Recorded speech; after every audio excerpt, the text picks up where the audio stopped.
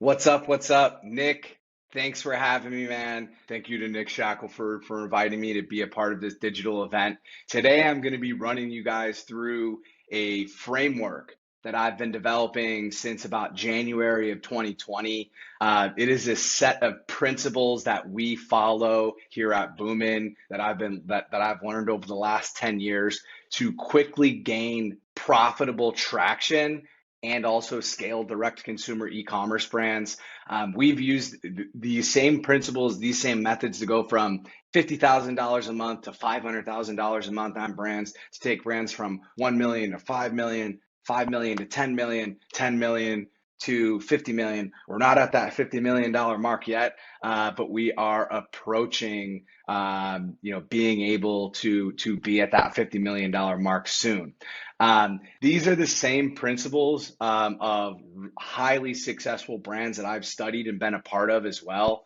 Um, they use these same principles. They use these same growth principles. So people often ask me all the time, and actually Shackelford and I were on a walk in early this year in 2020 in Hollywood. We went on a walk, and I started to tell him about my time in Bali in the month of January. I took 1 month. I took a 1 month vacation with my girlfriend, and really started to write down and get to the bottom of reflecting what makes brands scale with so much success. Because a lot of times people actually ask me, including Shackelford has asked me this, like, how do you guys do it? How do you guys seem to scale so easily and at such a high blended ROAS? And scaling is so different for everyone. But how are we increasing budget so quickly? How are we doing such big numbers with such ease? And when I say with such ease is I'm not the world's best media buyer. I'm not the we don't have the world's best media buying team. In fact, people like Shackelford and Jordan Menard and other people that are on this digital series, they're the ones that teach our teams.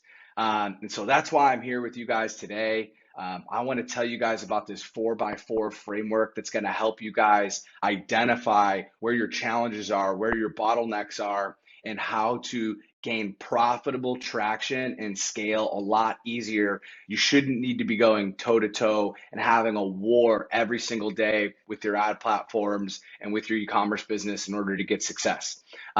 Tag me during my talk. My IG is right here on the screen. I would love for you guys to tag me. I'll repost anything, and also reach out, connect, ask questions on there. I'd love to connect with you guys. So who I am, I'm the CEO of Boomin. We are an e-commerce portfolio. I've been building, Boomin's a little bit over 3 years old. I have two business partners in Boomin. One of them is right here on the screen, standing in front of that plane. That was my very first private jet plane ride. I'd never been in one before. That was a bucket list item for me. And here's when Nick Shackelford and Jordan Menard and I really got a time to truly connect deeply in person was at iStack training in Vegas when I spoke there. This is when I owned an event production company back in the day. I'll run you guys through that real quick. Basically, for the last 3 years, Boomin has been building an e-commerce portfolio. We have around 20 brands, around 20 employees. We're growing. And we basically, brands and brand founders come to us, and we take over all of their marketing, all of their customer acquisition, and manage all of their growth.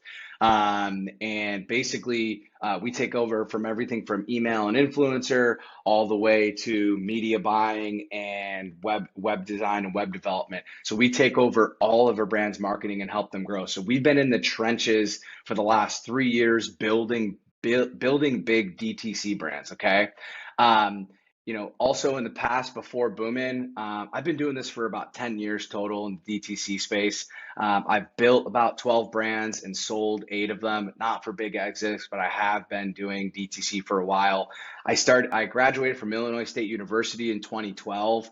I studied business and politics, and while I was there, I actually got into e-commerce. I ran a door-to-door residential exterior house painting company. I built 2 different event production companies, and also started a business conference and Damon John was the one of the headliners of my conference in 2015 when Shark Tank was massive. Um, I also was a risk management consultant at a multinational firm in Chicago. And I've been invited to speak on some of the biggest stages in e-commerce. So I've done a lot. I've learned a lot. I've had the opportunity to gain a lot of wisdom. I just turned 30 last week. And honestly, one of the biggest things that I've also done that has allowed me to go deep and start to think at a higher level was I hired a coach and a mentor. I recommend for anyone who does, I'm not just talking like a business coach, a marketing coach, talking about like I hired a personal coach to work one-on-one with someone who's going to help me think at a higher level, to go deeper into the, to the depths that I knew I wasn't capable of doing. So I hired at the end of 2016, I hired a Harvard economist, and honestly, just one of the most brilliant, passionate, and present people that I've ever met. And he's allowed me to go to another level. Um, not only have I written for publications like Forbes and Inc. right here, you can see these ones are by me on the right, but I've also been written about in places like Fast Company and Inc. magazine as early as 2015. So I've been doing this for a while. And I really feel like I have a lot of experience that I can share with you guys here at, as to how we approach e-commerce, how we approach building big businesses. Here's a really old photos of my team. Again, we operate 15. We operate 15 brands right now. We're actually adding a few more and building a couple more of our own brands. We manage all customer acquisition and growth strategy for the brands that join our portfolio. We're on track to do almost 50 million this year. And these are the people that I've been in the trenches with for the last 3 years building brands. And if I had, I always like to share a quote in the beginning of my presentations, really set the tone for what we're doing. And this is a quote that's typically attributed to Albert Einstein, although I don't believe it is. That's why I put unknown. If I had 1 hour to save the world, I would. I would spend 50 minutes defining the problem and only 5 minutes finding solution. The reason why I bring this up is because most battles are won before the war is fought. You aren't winning because you're good at hustling day to day. You win because you're able to compartmentalize, break down, and identify the challenges, the roadblocks, and where you need to work on your business for it to grow. And that's what this framework is. That's really at the root of what this presentation is, what I'm trying to teach you. It's that you need to win the war before any battles are fought. And you need to, spend most of your time identifying and defining the problem so that you can execute with solutions to grow. Let's get into it. Where do you want to be? Where does your company want to be in 10, 15, 20 years?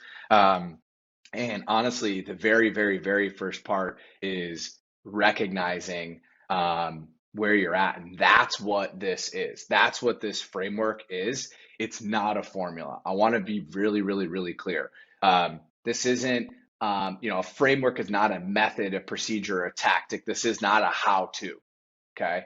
A framework is a loose structure and set of principles that leaves room for teams to choose their own technical processes, practices, and tools, but provides guidelines and principles for much of the process required. It's adaptive and can be used.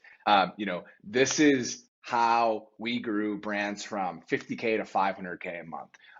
This is how brands go from 1 million to 5 million to 10 million to $50 million a year. And honestly, our brands and also brands that I've studied, just like I mentioned, and these are not all of them. This isn't like I'm not about to give you the special key. Like these are not all of the principles.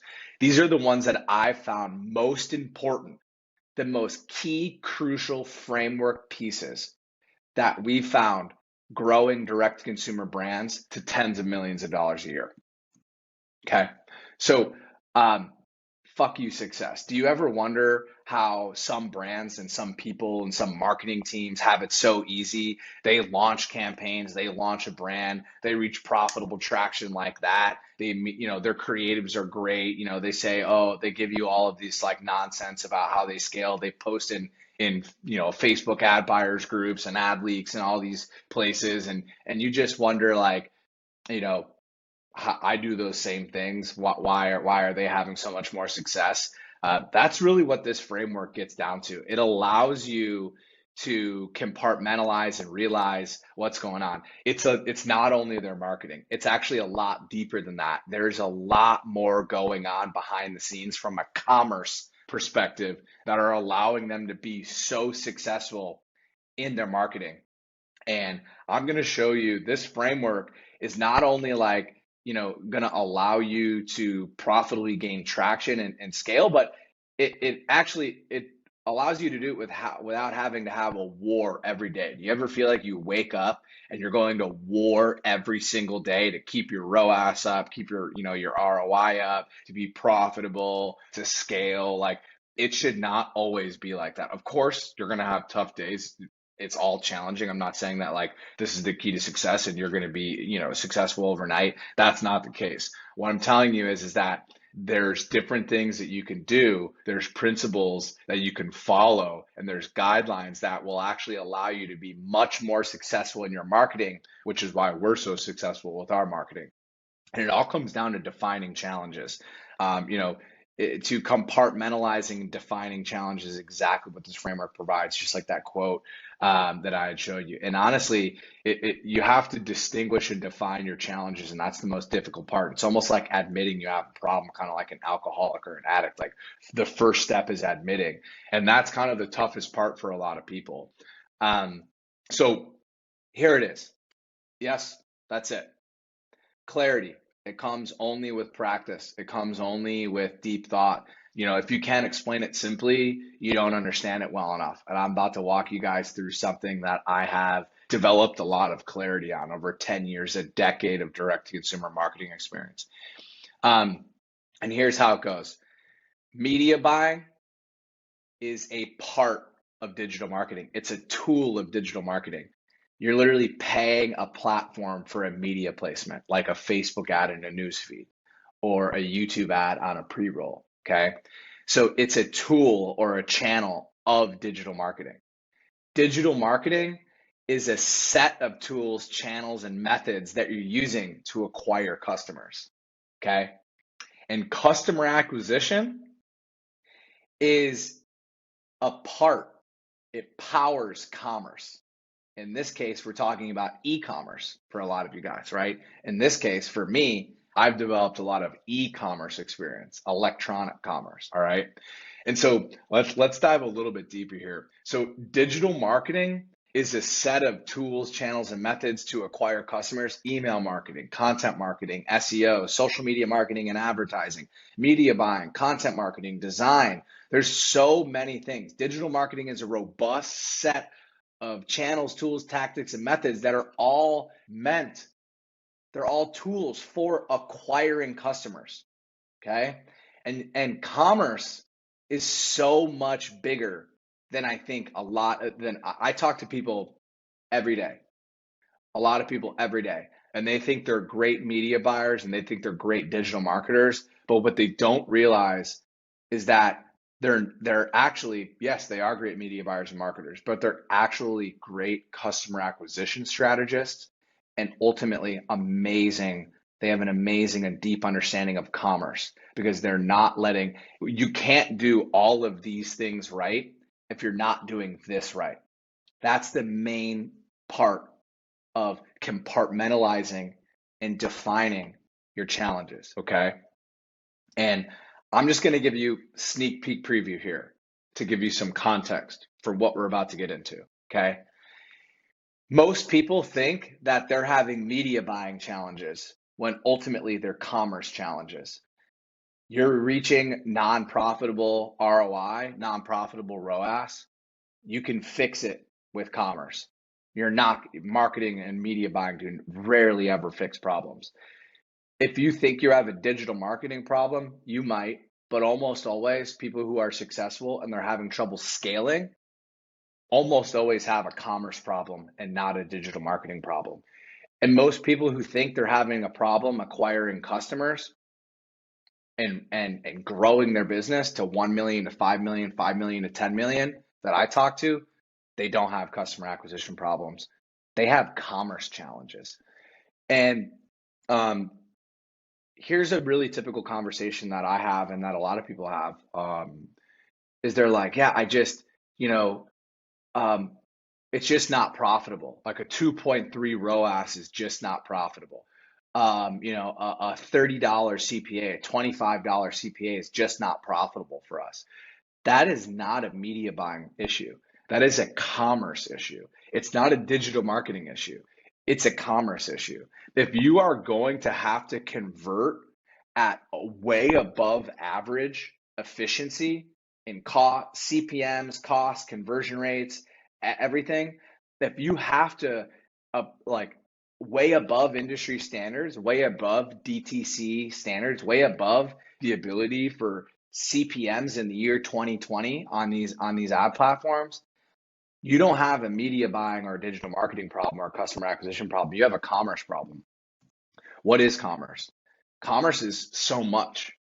It refers to the buying and selling of goods and services for money. It literally includes all of the processes for the exchanges of money for products and services. It usually refers to doing business on a large scale, which is why I think people kind of overlook it and don't really study it. But commerce focuses on all aspects of business, all activities and functions. In other words, it has everything to do with the transfer of goods and services from producers, including production, all the way to the consumers. It includes product development, product offering, pricing strategy, cost of goods sold, your margin, your manufacturing speeds, your manufacturing type, your finance, your accounting, your sales, your marketing, your customer acquisition. This is where your pricing exists. This is where your margin is defined. This is where your product features are developed. This is where your product offering is created. If I sell a kitchen item and I only have one item on my store and I manufacture that item and it costs me $50 and I sell it for $150, okay? If I manufacture that item for $50 and I sell it for $150, okay? In addition to a $50 CPA, blended CPA across all of your advertising, all of your marketing, your SMS costs, your email costs, all of your media buys on Google, Pinterest, Facebook, Instagram, all of the places you're advertising have a blended cost at the end of the day, at the end of the month, right? You have to be acquiring customers for under a certain amount of money in order to make a profit. If your CPA goes, if your cost per acquisition, if your cost per purchase blended across all of your ad platforms and marketing costs are not profitable, then you might have a marketing problem. But most time I run into people who are like, dude, your commerce strategy is off because you also, if you only have one product, you also don't have another product to sell people. You can't reacquire customers. So let's get into this because we're going to get into this at a really, really, really deep level here. But defining customer acquisition, if you remember, okay, media buying is a part of digital marketing. Digital marketing is a means to acquire customers. Customer acquisition power is a part of commerce. Okay. So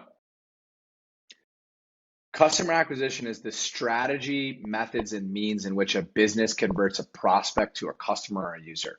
Customer acquisition refers to the unique set of methods and systems for generating customers by a variety of marketing techniques. Okay. It's really important to not mix up your customer acquisition strategy for your digital marketing strategy.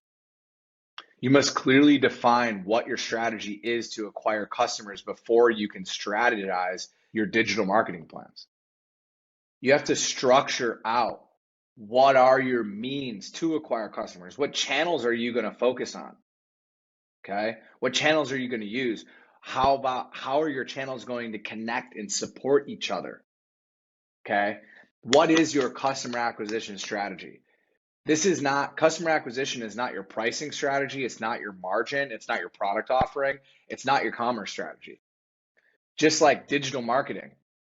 Pulled this one from good old Wikipedia because I couldn't have said it better myself.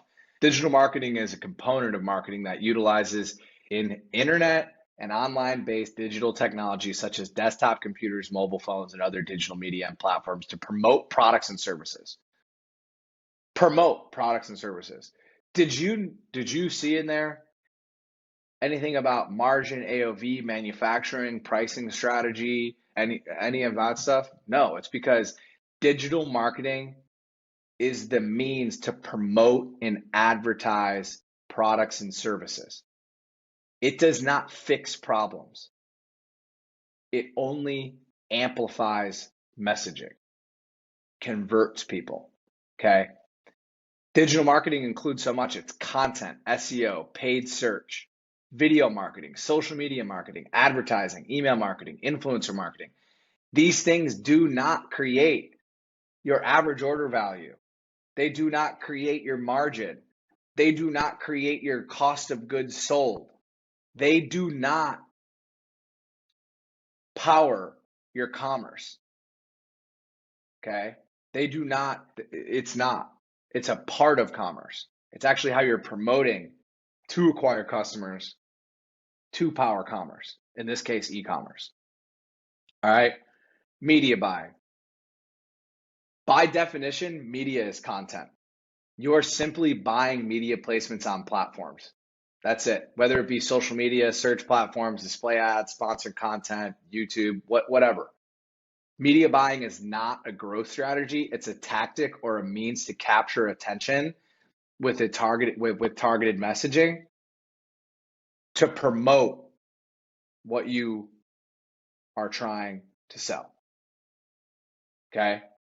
You will use multiple marketing channels in combination with each other to acquire customers. Media buying is typically a means to reach customers online so that you can market to them. Okay? Marketing doesn't fix problems. I've said this. You can almost never fix commerce problems with marketing. It only actually multiplies the problems. It actually makes the problems worse. Bad marketing is bad marketing. You can absolutely improve results, lower CPAs, create more efficient customer acquisition metrics, improve conversion rates, improve click-through rates, make better creatives. You can.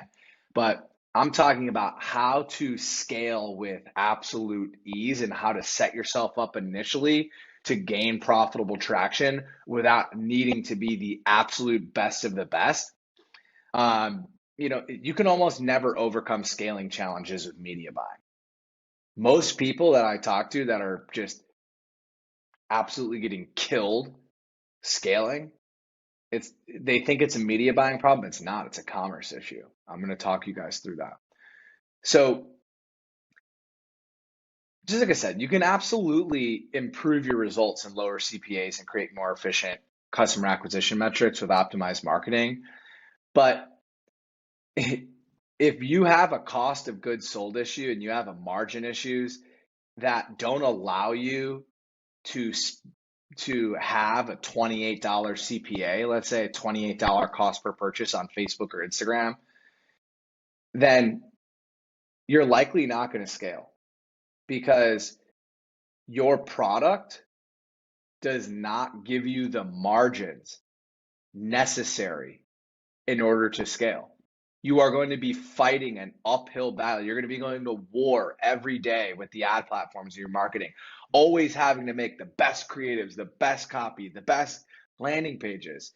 Like everything has to be converting at such a high level in order for you to reach a profitable CPA for you that you will it's an uphill battle. You're always having to fight a war. What's better is change your pricing, lower your cost of goods sold, improve your AOV. Okay. Another thing that I'm going to show you is tell you is that pricing and AOV challenges are not media buying challenges. They're not marketing challenges. If you have a product that has a $25 AOV, you better figure out a way to fix that. There's so many different ways to fix it. You can bundle products together. You can create a buy, spend this, get that promo if you have multiple products on your store that are around $25, but people typically only buy one. Have them start buying, like, buy 3 hats, get a free decal pack, patch, get a free special edition poster, get, like, there's so many different things that brands can do with free gifts and bundling items together and creating good offers and promotion for low priced items in between $20 to $40. Okay. So that, or you need to increase your pricing in order to have bigger margins so you can afford to acquire customers. There's also product offering challenges. I talk to people all the time that are beating their head against the wall because they have 2 to 3 products on their store, and or maybe one to three. If you only have 1 to 3 products on your store, you're always having to acquire new customers. You're always having to acquire new customers.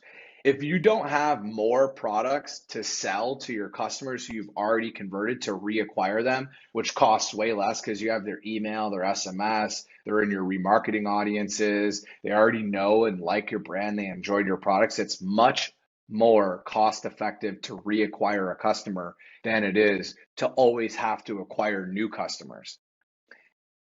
If you don't have new products to offer, if you're not developing new products or have other products to offer, you're always going to have to be acquiring new customers. That's not a marketing or a media buying issue. That's a commerce issue. Product development and product offering have nothing to do with marketing and media buying. But yet, people are having to spend so much money on only acquiring new customers all the time because they don't have more products to sell people. If you sell a facial moisturizer, then you better develop out a facial cleanser, a brush, a cleansing pad, a brush, whatever you want to call it. You better start developing out other products that support that. You could even go as far as like a silk silver infused pillowcase that doesn't reduces blemishes while you sleep because it's gentle on your skin. It doesn't spread grease around, doesn't irritate your face. You don't sweat, something like that. You need to develop out products that you can sell people. Okay. Also offer challenges, man. If you don't have enough margin in your products to have a good sale and also pay for media and scale, like, if you sell a hat for $25 and it costs you $11 to make that hat, plus you have fulfillment costs, overhead, and then you want to discount it from $25 or bundle 3 hats together and then give a free gift, okay? A free gift bundle, a free gift. If you just don't have the margin to pay to advertise, if you don't have the margin to pay Facebook $10 to $20 in order to acquire a purchaser, then that's not a media buying issue. That's not a marketing issue. You have a commerce issue, and you need to figure out a different commerce strategy and then create a customer service strategy that aligns with that commerce strategy, which then you can create digital marketing strategy and execute digital marketing and media buys that align with your commerce, your customer acquisition, and your digital marketing strategy. Okay. The other thing is, if you sell ball caps, if you sell hats online, t-shirts, clothing, you better have some badass product features or benefits to sell because lame creatives always fall flat. So like there's only so much cool stuff about a baseball hat. You can put a different embroidery, a different patch, maybe a side thing, maybe it's a different material, right? But at the end of the day, you're not going to be exciting someone in their newsfeed just because you're selling a new hat. They already have hats. You're not very much different than all the other hats and t-shirts they see everywhere. You better figure out a way to create an offer. Buy 3 tees, get a free gift, get a free gift package, right? Like you need to figure out in order to make your lame feature, if you don't have feature or benefit rich products, if you're selling like hats, t-shirts, um, normal things that are not feature rich and are not like benefit rich, like they don't improve someone's life a ton, you're going to have lame creatives and you're going to have to figure out a way to create offers and develop out and buy add-on items so you can incentivize people to purchase your products so that your creatives are not lame and flat and they actually inspire people to click on them. They make people really interested because they want a free water bottle or they want a free shaker bottle or they want a special limited edition poster or hat that'll, you know what I mean, that is not available for sale on the store, but you have to buy 3 hats in order to get it, right? Like this is how you fight lame creatives with flat products, as I like to call them. Products that are flat. They're not rich in feature and benefits. Okay. You can't force marketing to fix problems for you. They're almost always commerce and customer acquisition challenges. And fighting them with marketing, it just isn't going to work. Well, actually, sometimes it does work, but it's an uphill battle all the time, and you'll never break through the glass ceiling. So, um, fighting wars or making it easy. All right. Um, so the answer is you don't need to be top tier marketers winning battles every day if you set yourself up for success. Okay. The numbers have to back out. When people ask me, how do you do it? And I keep using Shaq here. He doesn't always ask me, asks me. He's probably asked me like 2 to 4 times in the entire time I've known him. Sometimes, he's like, how do you do it? Why does it seem so easy? Because the numbers have to back out. And I've learned that through 10 years of doing this. You can't force bad margins, low AOV, no broad product offering, and poor product development to scale. Like you can force it. It's just fucking hell. Why would you do that? Why wouldn't you sit back, develop more products, create great offers, gift bundles, things that you can, you have to have the proper commerce strategy before you can scale your marketing. Remember, marketing is only promoting online. It is not business. It's not commerce. It's not product offering. It's not margin. It's not AOV. You don't create your average order value with digital marketing. Okay. So here's the framework part 2. All right. Again, this is a framework and not a formula for success.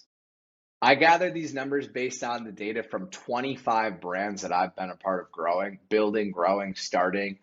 And also, honestly, from 10 years, from years previous to that, from all of the wisdom, from talking to people, from studying brands. These are the main core drivers of success when you're looking at it from the media buying and digital marketing side of things, from metrics that align with those. All right. So these are based on 2019 and 2020 CPMs as well as by the way, you're not paying Facebook and Instagram for clicks and purchases. You're paying per 1,000 impressions. You're getting charged on a CPM basis. Then, based on the percentage of people that click on your ad, you get a cost per link click. Based on the amount of people that convert from your landing page views to a purchase, you get a blended cost per acquisition. Okay. When CPMs rise, you have to adjust because you're paying more for the traffic. So you either make less money or you adjust and grow. Everything must change. The only thing that's constant in life is change. Okay. So, and this is from a wide variety of industries, excuse me, from hunting to beauty to clothing to health products, consumables, non-consumables, high margin brands, high margin products, low margin brands and products, clothing. Like we in our portfolio, we operate so many different brands from food to clothing, from beauty products and cosmetics to hunting products, like outdoor products. You would not believe that this framework works for everything. Let me walk you through it. Very first thing is AOV, okay? Average order value, if you don't know what it means. Average order value means that this is the value you're getting on average from a customer converting on your website, okay?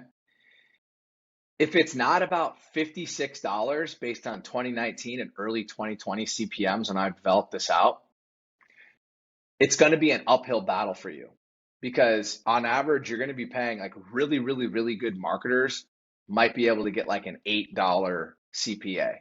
Really, really, really good products. You have to have an amazing, unique product, amazing creatives, amazing copy, great landing pages.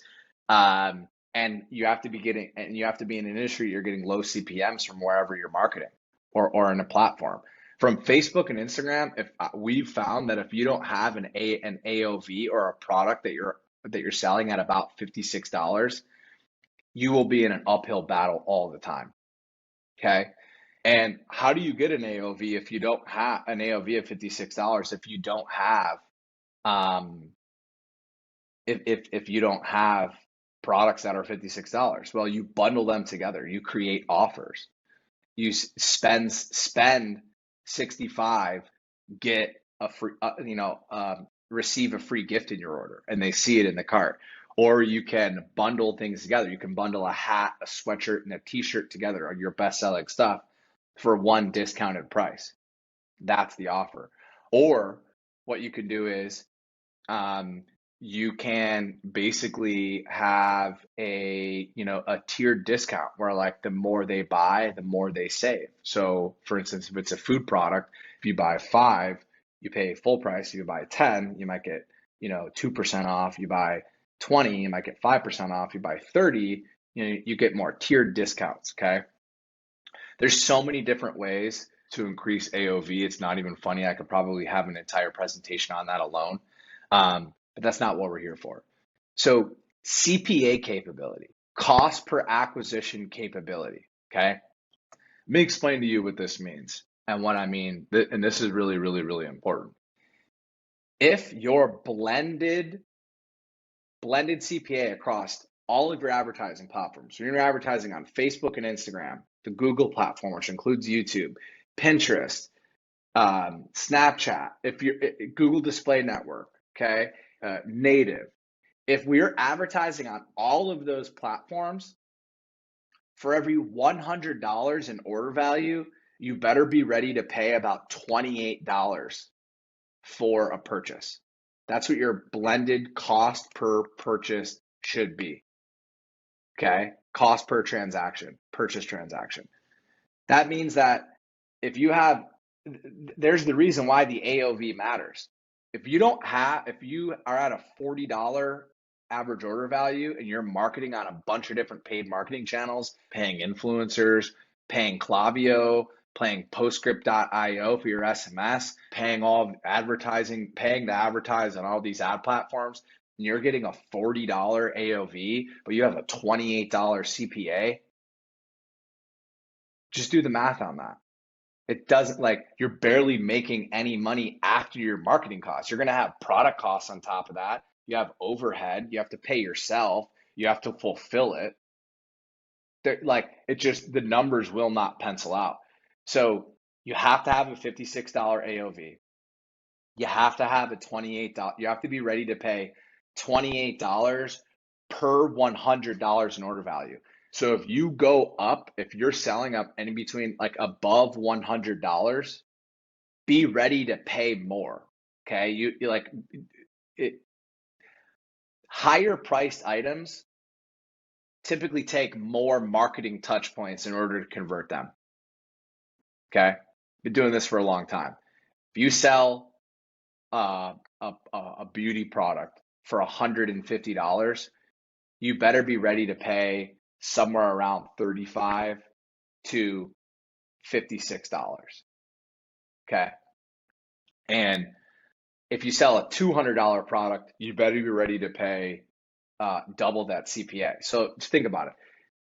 For every $100 in order value for what you're advertising, you better be ready to pay about a blended $28 CPA. That doesn't mean only Facebook. That means if you spent $100,000 on the Facebook and Instagram ad platform, $50,000 on the Google platform, and you also played Klaviyo, $1,500 that month, and some influencers about $2,000 that month. Okay, you have all of these blended costs, marketing costs, those all combined. Okay, divided by your total purchases, you're going to be paying about $28 per purchase for every $100 in order value. If you don't know what that means, feel free to reach out to me, hit me up on Instagram. I can explain it more. But basically, the main message here is be ready to pay $28 cost per purchase for every order you have of $100 or less. And if you go above $100, you better be like, if you go up $50, you're going to go up half the $28 CPA because that's half of 100.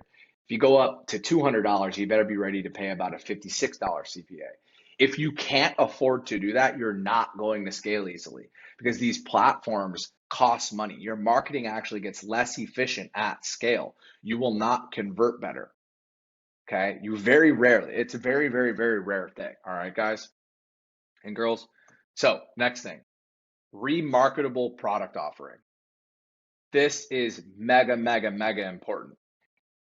If your product offering does not allow you to regularly reacquire customers who have already purchased from you, either consumables or related products, you're fucked. Let me explain why. It's going to be so tough for you to scale from 1 million to 5 million, 5 million to 10 million, 10 million to 20 million. Let me explain why.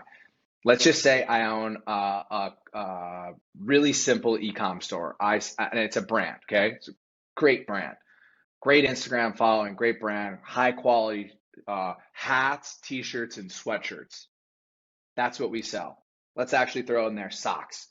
We sell hats, t-shirts, socks, and a few other things, all right? If you are only selling hats and t-shirts and you're not regularly making new hats and t-shirts, when you acquire, you only have like 2 or 3 best-selling products that are your main sellers, right? If you're always having to reacquire new customers with those same products over and over again, and you can't take those customers you already paid to acquire and sell them something different, like socks or a new hat or a new t-shirt or a wallet or other things, you're going to be fighting an uphill battle. Otherwise, and the other thing is consumables. What if you sell facial wash and facial moisturizer for men? Great. When the facial moisturizer and the facial wash runs out, they have to reorder. So you have a consumable. You have a reason to remarket to them. Also, think about this: email and SMS, social media. If people follow you on social media, okay, people follow your Instagram, they're subscribed to your email list, they're subscribed to your SMS list, all right? If you don't have something to resell to them, these platforms are essentially free. Basically they're almost free, right? There is a cost associated with it, but it's basically the cost of doing business, right? If you don't have more products to sell them at like almost $0 CPA, pennies on the dollar, right? You're always going to be having to pay ad platforms to acquire new customers. You must have either a consumable product or regularly develop or create new products to sell those people. All right. And I'm going to give you a really, really, really good example here in a moment. But the next thing is stimulating ad creatives. This is the most difficult one to define, but incredibly important. These, again, these are the four, this is the second part, the four items that I think are most important to having, to easily scaling and easily gaining initial traction for any brand or product. Okay. You have to have a stimulating ad creative. It either has to have a visually stimulating product benefits or features, or a really stimulating offer. Like get a free gift if you spend $50 on these cool items. They see the items, they like the hat, they like the t-shirt, they like the clothing, and they're like, ooh, I get this free backpack, or I get this free t-shirt or hat or decal pack or wallet or whatever. If I go and shop and spend $75 on the store, I get it. Or another stimulating offer would be, you know, up to 40% off the entire store. Now I'm really interested. That's stimulating. You need to have a stimulating ad creative, or it could be a wallet that is,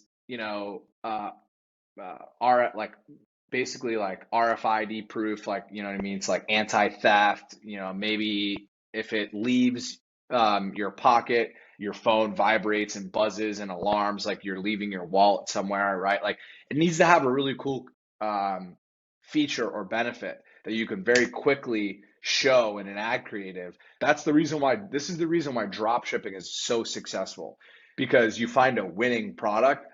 Really, the winning product is just like, whoa, that's cool, I want that gadget, and that's why people click on it and then and end up buying, right? You need to have stimulating ad creative. If you don't have stimulating products, you need to figure out an offer that is stimulating and will drive the click. Okay, so uncovering true bottlenecks. Media buys can't fix margin, AOV, or product offering.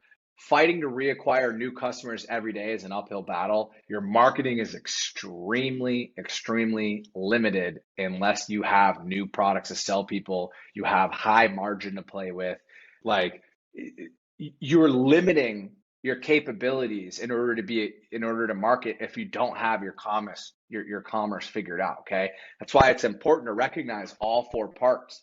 And that's why it's important to recognize the second four parts of framework two, because you're not like, you need to hit a $52 or $56 AOV. You need to be ready to pay about $28 in $28 blended CPA per every $100 in order value. Okay. And executing a multi-channel ecosystem with multiple ad networks has blended costs. And most people are not thinking about that. If you're an agency owner and you fucking keep bashing your head against the wall because you're so irritated about your client telling you that that's not profitable for them, it's because they have fulfillment costs. They're paying you, they're paying the ad networks, they're paying Klaviyo, they're paying Postscript, they're paying, you know what I mean? They're paying their fulfillment provider and also shipping. And most of the time you're not actually charging enough money to cover all of your shipping. If you have a great brand, a premium brand, your shipping typically will cost you around like $8 to $12, and you're charging people around $5. You're losing money every single time that someone orders from you. They have costs. These costs add up. If you want them to add up and them to not be an issue for you, fix your commerce and your customer acquisition strategy. Bundle together stuff. Have upsells. Make sure you have products to SMS blast and email blast and have backend email automation. Make sure you have products to offer. Make sure you're developing new hats and t-shirts. Make sure if you sell a bread maker, make sure you're selling recipe books, or come out with a blender. You need to always be developing new products. And so here's where I want to have a quick discussion here. There's not a lot of people talking about it and doing it this way. That's why we stand out. That's why my team stands out. And that's why it always seems like we're having it so easy, because we're not pigeonholed to tiny CPAs. Our email marketing and our SMS marketing absolutely murders it because we have other products to sell. We know how to implement upsells, and we work with our brands to develop new products for upsells. We sell hats and t-shirts, we're going to add hoodies, socks, a wallet, and we're going to start adding other products to the store so that it allows us to be great marketers. if you think about the four-part framework, media buying, digital marketing, customer acquisition, commerce. If you're bad at commerce, you cannot be great at the rest. Okay. So how DTC brands scale beyond 100 million. Okay. I'm going to give you an example. Casper mattresses. Everyone knows this. There's so many mattress in a box companies now. It's absolutely insane. All right. I want you to think about this.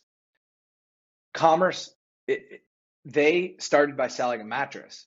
Then you only need, if you sell someone a mattress with a 10-year warranty, they don't need to buy from you again. So they ended up acquiring a ton of customers. They paid tens of millions of dollars. They became a $5 million company, then a $10 million company. But once they became a $10 million company, the market was saturated. They had to begin expanding their product line and not relying on new customer acquisition, and the reacquisition of the same products. They were regularly releasing new products. It's the number one way large brands like Casper grow from 10 million to 50 million. They start releasing pillows and pillowcases and bed sheets and dog beds. They have dog bowls, I think. Okay. They started to create, they have the Casper light, like the wake up light. Okay. They knew that they already had customers that loved their mattresses. So they started selling them bed sheets and pillows and pillowcases and all of these things. And they went from 10 million to 50 million to 20 million to 30 million to 40 million to 50 million to $100 million doing this. Okay. If the strategy to grow from 1 million to, if the strategy to grow from 10 million to 50 million is to do this, why isn't it also a 100% viable strategy to grow from 1 million to 5 million and so on? That is the power of commerce, not marketing. So DM me on Instagram. Tell me what you found most valuable. Thanks to Nick Shack for asking me to be a part of this. I love what you're doing, man. Thanks for allowing me to go deep and reflect on all of this. I hope this wisdom was valuable to you. It's not necessarily a marketing talk. It's the difference between marketing and commerce and customer acquisition. And most people, I hope that you unlocked something. I hope that something clicked in your head as to why your media buys and your marketing is not going as well as you'd like it to be. Again, at Colin Magoo on Instagram. I'd love to connect with you guys. I'll respond to all the DMs. Any tag, I'll share. I appreciate you big time. Thanks so much.